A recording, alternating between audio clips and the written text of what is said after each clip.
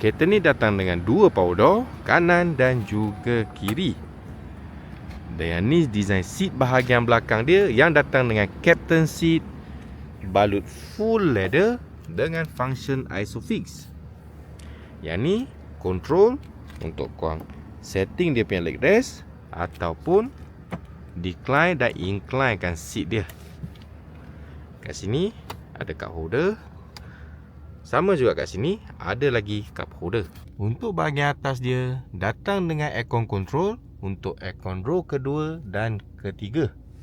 Dan kalau korang perlukan privacy, kat tepi ni ada sunshade. Untuk row ketiga dia datang juga dengan leather seat dengan cup holder di bahagian sini dan juga belah sana.